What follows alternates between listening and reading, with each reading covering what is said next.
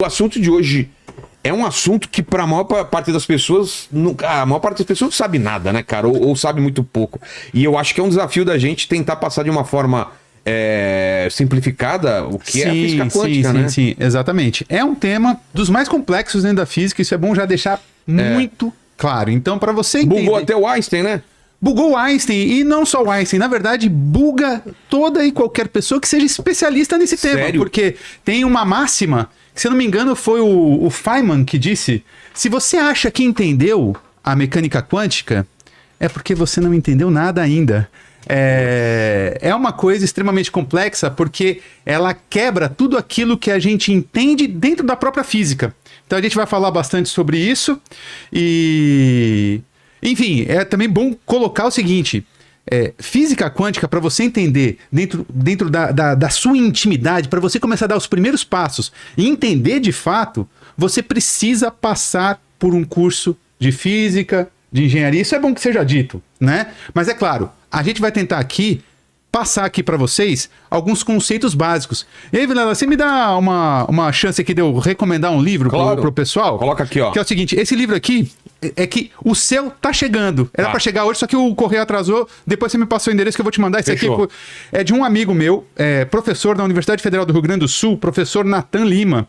Ó, Na Busca do Mundo Quântico, por trás de toda equação, tem uma história. É só entrar em contato, procurar, ó. Natan.w.lima no Instagram, entrar em contato com ele direto no direct. Primeiro, o Natan é o cara que melhor comunica esse tema física quântica na internet, sem dúvida nenhuma. O cara é especialista, ultra especialista na área. E ele escreveu esse livro, e é um livro numa linguagem para todos. Então, por isso que, inclusive, está chegando o correio. Poxa, não. O correio. É um livro fino pelo assunto aqui. Não, é um livro fino porque... Numa sentada você lê. E é um livro gostoso de ler, porque o cara escreve muito bem. A gente esteve lá no Ciência Sem Fim, a gente deu um pro... Eu li já, eu li ali. E eu sou editor técnico do livro aqui. Eu vou ler. Eu fiz uma revisão e, enfim, só recomendando então pra galera... Na Busca do Mundo Quântico, por trás de toda equação, tem uma história. Ótimo livro para você aprender conceitos básicos de física quântica. Fujam de livros do tipo The Secret. Fujam disso. Aqui você tem física quântica de verdade. Porque eu acho que o problema todo da física quântica é justamente esse, cara. Assim, ela tem toda uma formulação, equações e tal, que são altamente complexas e tal, que na verdade não é todo mundo precisa saber. Mas o grande problema, que esse livro aí trata muito bem, são esses conceitos, entendeu? Então tem conceitos que são muito básicos da física quântica que a galera não consegue entender, e é a partir desse ponto, aonde não se consegue entender, nem tô falando da matemática, cara, nem tô falando dos lagrangianos, de não sei o que, das equações do Maxwell, daquelas coisas, nem tô falando disso. Eu tô falando de conceitos básicos mesmo, até por onde começa esse negócio da física, do que é ser quântico e tal. E como é um negócio muito complexo, tem muita gente que explica de forma equivocada. Exato. Só que do jeito que a pessoa explicou, parece que é fácil. E como a pessoa acaba usando keywords, palavras-chave, né? muito específicas, a pessoa que vê aquilo acha que aquela lá é a explicação. Exatamente. Então não é. Então esse livro aqui ele é muito bom por conta disso, porque os conceitos básicos para você ter uma noção do que é a física quântica, eles são aí muito bem explicados. Aí, lógico, cara, se você quiser se aprofundar, aí você vai ter que entrar de cara. E não tem como, vai ter que entrar de cara em equação e tal, e vai ter que ir para um nível um pouco maior, né? Mas é claro que para nível de curiosidade, se você quer saber, bom, esse aqui é uma boa fonte. Mas é que o nível de curiosidade, né, professor, ele tem esse problema, né? Igual a gente tá falando aqui, daqui a pouco nós vamos contar a história do segredo para vocês. O nível da curiosidade acaba que a pessoa que apresenta primeiro um determinado conceito e ela apresenta aquele conceito de maneira curiosa. Sim. Pra parte da curiosidade, a galera cai em cima daquilo, cara. E aí dá um problema. É a grande... O que tá acontecendo agora com inteligência artificial também, Exatamente. E é o grande dilema que a gente vive, principalmente a gente que faz divulgação científica, que é o lance de ser simples, mas não ser errado. É. Entendeu? Porque é uma linha tênue que você tem que você tem que andar, você tentar tratar um tema desse, que é um tema complexo, de maneira simples, mas sem cometer erro. Porque ele facilmente te leva para cometer erros. Muito e aí, se você entra numa onda aqui, vão ter coisas curiosas, né? Que são totalmente erradas, mas essas coisas curiosas é que a galera acaba pegando. Exatamente. E bom, e a gente vai passear por tudo aqui. E eu acho, se o Serjão concordar, seria legal, e você também, é claro, seria legal a gente começar explicando por que o nome é quântica, né? É. Por que essa física ela é Exato. quântica, afinal de contas, De onde né? vem essa palavra? De onde que vem essa palavra? Palavra agora, diga de passagem. Palavra lindíssima, não é, cara? Quântico. Quântico, lindíssima palavra. A palavra que quando você fala ela, cara, Quer pagar quântico? É Quer isso. pagar quântico. Não, e eu falei aqui pros meninos, cara, qualquer vídeo que você coloca a palavra quântica, a galera clica, cara. Porque é uma palavra É. que, cara, uma palavra arrumaram uma que- palavra bonita, cara. Arrumaram uma Quanto palavra... em inglês? Em inglês, como que é? Quanto? Ela vem justamente do quantum, que significa tipo uma quantidade, uma unidade de quantidade, certo? Só que de onde é que surgem essas ideias? Isso é bastante importante a gente começar falando então. Como é que surgem essas ideias? Surge lá no começo, lá para 1900, com um tal distinto senhor chamado Max Planck. Já ouviu falar do Max Sim. Planck? É bastante famoso. Ele é um físico alemão, se eu não me engano. Eu sempre esqueço as nacionalidades Max dos caras. Planck é. Mas é um físico alemão, confirmado aqui pelo Serjão. E os caras, naquela época... Vamos lá. Naquela época, um pouco antes de... Desculpa. Não, vale a pena, né, a gente contextualizar. Sim. O final do século XIX e o início do século XX, né, foi um momento muito interessante para a física. Fica aí a dica para quem não viu, veja o filme Oppenheimer.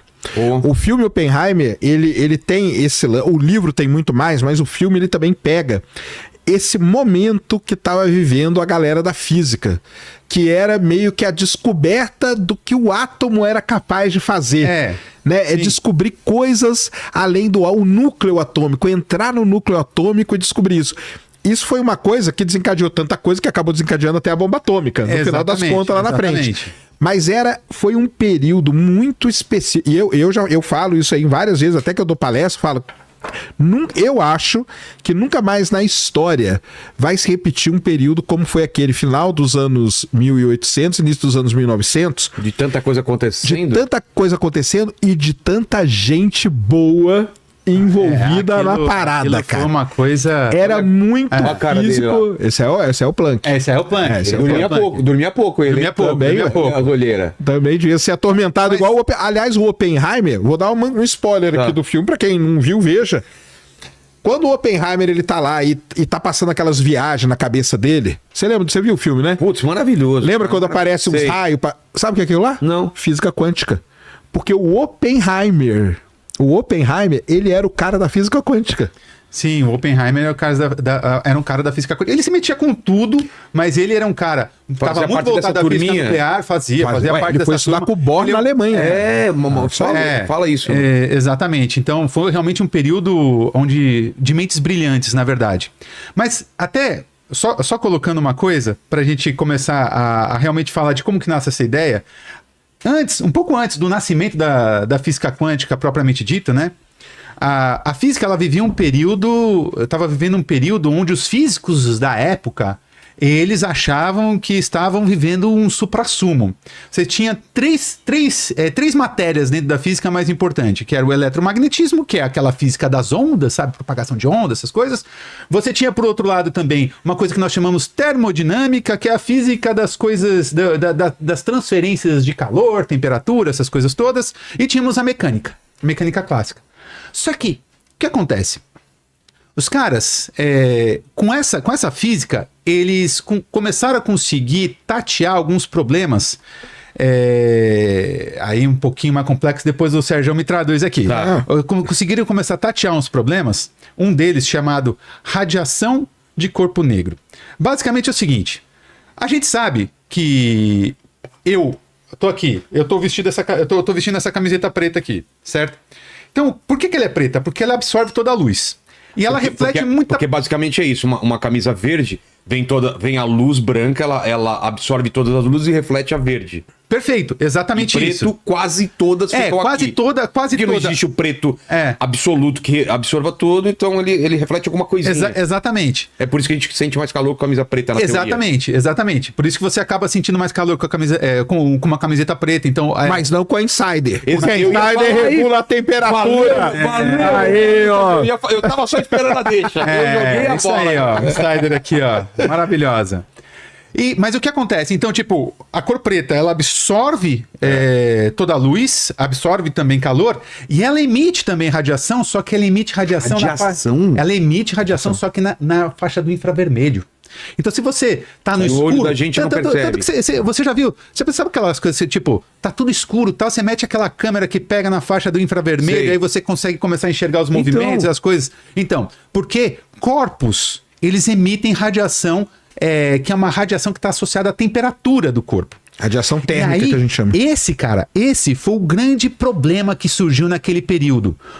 E esse problema ficou conhecido como a catástrofe do ultravioleta. Por que acontece? Os caras conseguiam fazer eles não estavam conseguindo, tomada a física clássica, essa física que eu comentei aqui com vocês, eles não estavam conseguindo fazer uma boa descrição da radiação emitida por corpos escuros, por corpos negros, tomada essa física que era conhecida. Eles não estavam conseguindo. Então, tipo, quando você ia para frequências ou comprimentos de onda, usando um termo um pouco mais técnico, muito grandes, frequências muito grandes, você tinha um problema sério. Você tinha um problema sério que ninguém conseguia resolver. Então, tipo, era uma coisa assim muito louca. Por que está acontecendo? E isso foi um grande problema naquele período. Sim. Então, vários físicos começaram a se debruçar para tentar... Não, vamos tentar explicar o porquê que está tendo esse problema. Se você procurar aí, problema Black Body ou Black Body Radiation, que tem o gráfico, né? Catástrofe ultravioleta ou Black Body Radiation, você vai achar um gráfico só para o pessoal entender. O Lênin vai entrar em pânico por procurar esse negócio aí. Eu vi na cara dele um pânico. Fala mais devagar aí o que é. Black Records Corporation. Black Body BODY Radiation. Tá. Vai aparecer o quê? Vai aparecer o gráfico, que é o gráfico famoso dessa época aí, que é o gráfico do... Vamos explicar... Estamos falando de que década? De que década? Estamos falando de 1900. 1900, comecinho do século XX. Tá. Finalzinho do século XIX ali. O mesmo período do Oppenheimer, tá? Então, o que acontece? A gente tá vendo esse gráfico aí. Então esse gráfico aí, na verdade, ele já está certinho. Eles vão dizer assim, ele já está corrigido de acordo com a... Na verdade, assim, isso é o que é realmente experimentalmente previsto. Só que na física clássica... temperaturas de cor? Aquele 3.000 K, o que é isso? Temperatura, Kelvin. Tá, em Kelvin. 3.000 Kelvin, 4.000 Kelvin, 5.000 Kelvin, 6.000 Kelvin, isso aí tudo é temperatura. Tá? E cada corpo, dependendo da temperatura, ele vai emitir uma radiação em diferentes frequências, com uma intensidade como está mostrando aqui. Olha, a luz visível é muito pequena a faixa, né? Muito ultravioleta para cá. É muito pequenininha. E de lá para lá é o infravermelho. Infravermelho. Aí tem as outras, né? Raios gama, raios X e tá tudo para fora. Tá tudo para fora, tá tudo para lá, Mas quando a gente toma o gráfico... isso aí vamos supor que então sejam os dados experimentais. Tá. O fato é que, quando os caras, tomando a física clássica, aquela física ali do final do século XIX... para tentar explicar isso, eles não conseguiam. Eles não conseguiam descrever, fazer uma boa descrição teórica dessas curvas. Então veio o Max Planck. Eles observavam e não conseguiam descrever. Eles observavam isso e não conseguiam descrever isso teoricamente. Ou seja, então, o que isso significa? Que eles não entendiam o que estava acontecendo ali. Com as informações da época. Exatamente, com aquelas informações da época. E aí veio o Max Planck. E o que o Max Planck fez? Então eu vou usar uns termos, depois eu vou explicando aqui o que são esses termos.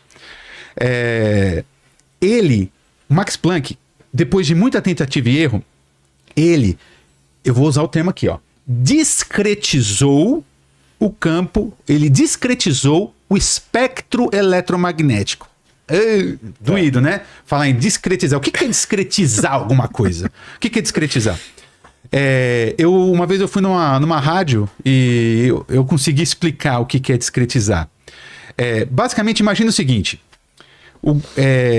você está numa escada, tá? Você vai subir uma escada, tá? Eu estou dizendo, ele discretizou o espectro eletromagnético, ele discretizou a energia emitida por essa a energia da radiação emitida por corpos negros. Então, mas o que é discretizar? Basicamente é o seguinte, imagina você que você tá numa escada. Tá. Você sobe um degrau, outro degrau, e você vai subindo. Você consegue assumir, vamos dizer assim, alturas intermediárias entre cada degrau? Assumir como assim? Tipo, você consegue parar o seu pé entre um degrau e outro? Não tem apoio para isso. Não tem apoio para isso, você não consegue. Então a gente diz que uma escada, ela é discretizada com relação à altura. Tá. Então cada hora você sobe um degrau, você está numa altura. Sobe outro degrau, você não consegue tomar uma altura intermediária entre os degraus. Perfeito? Perfeito. Mesma coisa, no caso do espectro eletromagnético, a energia do espectro eletromagnético ela não conseguia assumir valores intermediários entre um determinado valor e outro. Então por isso que a gente diz que ela é discretizada, ela não é mais contínua. Esse gráfico que nós estamos vendo aí, ela tá contínua. Tá vendo que a curva tá bonitinha? É. Então, porque o professor falou no começo quando mostrou o gráfico, esse aí já tá corrigido certinho Sim. e tal. Porque, na verdade, cada curva dessa aí seria como se fosse uma escadinha. Exatamente. A curva, quando é escadinha, com degrau, a gente chama de curva discretizada. A curva, quando ela tá suave assim, a gente chama de curva contínua. Então, basicamente, foi o que o cara foi o que ele fez. Então, a energia do espectro eletromagnético, essa energia emitida por radiação de corpo negro, não assumia qualquer valor. Ele descobriu que isso só podia assumir determinados valores. E isso, cara, pensa, foi um what the fuck, né? Pô, peraí, por que não pode assumir um valor entre esses dois valores aqui, essa energia? Manja? E esse foi o grande ponto. Só que ele, depois, mais tarde, ele descobriu mais. Ele depois também entra um Newton nessa história. Ele descobriu mais que, na verdade, havia um salto nessa energia. Haviam saltos nessa energia, tá? Que saltavam valores específicos. Um quantum de energia. Uma quantidade unitária de energia. Um quantum de energia. Por isso que essa física é quântica. Aí a gente diz que ele quantizou o espectro eletromagnético. Porque no correr dessa discretização, os saltos, a energia, então, do espectro eletromagnético, a energia da luz, vamos parar de falar de espectro eletromagnético, né? Vamos falar luz. A energia da luz, a energia da luz só assume valores específicos, 1, 2, 3, 4, e não assume 1,1. Ah, tá. Então você tem aí esse intervalo de 1, é um quantum. Esse intervalo entre um e o outro é um quantum. Por isso que ele diz que a gente quantizou. Só que o cara, ele fez isso sem entender muito bem o que estava fazendo. Tá? Ele não teve ele achou que fosse um joguete matemático para resolver o problema. Então aí ele conseguiu fazer a descrição dessas curvas experimentais. E o Newton tem um negócio muito legal nessa história aí, que quem vê aí a nova série Cosmos com o Neil deGrasse Tyson, tem um dos episódios, agora eu não vou lembrar qual episódio, mas no final ele conta a historinha do Newton com isso aí. O Newton, ele fazia muitos experimentos. Ele fazia experimento ele estudava o espectro eletromagnético. Então ele pegava um prisma. Como que o Newton descobre o infravermelho? É muito legal essa história. Ele põe um prisma, quando a luz do sol bate no prisma, vira as cores do arco-íris, e aí ele colocava em cima de uma mesa aqui as coisas, e colocava termômetro, entendeu? Então ele colocou termômetro para cada cor. Então ele sabia que o azul era um valor e tal. Pela temperatura. Qual que foi o problema? Que na hora que acabou a parte colorida, ele continuou colocando termômetro e continuou tendo temperatura. Ele falou, da onde que vem isso aqui? Aí é que ele saca, falou, tem alguma coisa que eu não consigo ver. E quem fez esse experimento na casa dele, lá que você visita lá a casa dele, você vê isso, o lugar onde ele fez, foi o Newton, fez tudo, cara. O Newton fez tudo. O Newton enfim. E tem um episódio do Cosmos novo com o Neil deGrasse, agora não vou lembrar qual, que ele conta essa historinha, ele faz uma animação, muito legal. Porque ele põe o prisma, ele põe os termômetros em cima da mesa, aí a cor aqui, uma cor que tá ali, pra cada uma tem uma temperatura, só que de repente acaba a cor, mas continua tendo termômetro. E pra quem tem câmera, sabe que cara, tem que faltou muito ajustar a temperatura da cor, né, pela luz. Isso aí. Faltou muito pouco pro Newton chegar em alguns resultados que seriam muito interessantes e adiantar muito trabalho aqui da gente, né? Com certeza. Mas enfim, a gente também tem que dividir o trabalho, né? O Newton também não ficou com tudo, deixou um pouco pra Max Planck e outros caras, né? Deixou um pouco pra galera. Deixou dominar a parada toda. Enfim. Mas aí, 5 anos depois, em 1905, quem trouxe... olha só que bonito. quem trouxe à luz o entendimento do que estava acontecendo ali foi o Albert Einstein, com uma coisa que ficou conhecida como efeito fotoelétrico. E aí o Einstein, ele disse o seguinte, que a radiação eletromagnética, a gente pensa, quando você fala em luz, a gente até aprende assim na escola, né? Pensa num feixezinho, uma coisinha, uma linha, né? Uma coisa contínua, linha e tudo mais, né? Já o Newton provou, porque já tinha gente que discutia essas questões, mas ele provou que a luz era composta por pequenos corpúsculos de energia. Então, que mais tarde nós vamos explicar ficaram o conhecidos famoso como fótons. Então, cara, isso na época foi uma coisa que nem foi tão bem aceito pela comunidade de um modo geral, mas que foi uma grande explosão na cabeça, porque você está dizendo o seguinte, olha que coisa já embaçada, cara. Você está dizendo o seguinte, tipo, você tem um ente físico que é a luz, que se comporta como partícula e como onda, porque a gente sabe que luz a princípio é onda, mas também se comporta como partícula. Essa parte eu acho complicada pra caramba. Mas a gente vai chegar lá. A gente vai explicar, a gente vai chegar lá. E o legal é que a gente vai explicar e assim como eu, todo mundo vai continuar não entendendo. O experimento da dupla fenda. A gente vai chegar lá. Mas então o Newton trouxe isso, então ele de fato, ele quantizou a luz. Então, em pequenos quantos de energia, em pequenos pacotes. Então, a física quântica, só para concluir esse tema, é uma física das quantizações. Então, tipo, você tem coisas que são muito pequenas e você chega num nível de pequenez que você chega em quantidades indivisíveis, mas que representam unidades de energia, mas quantidades únicas de energia, vamos dizer assim. E é por isso que essa física é quântica. Então, eu já conversei com um coach quântico, tá? E ele não sabia dizer por que era quântico. Então agora você já sabe, então você já pode falar pro teu amiguinho quando for fazer alguma consulta. Tá, né? É importante.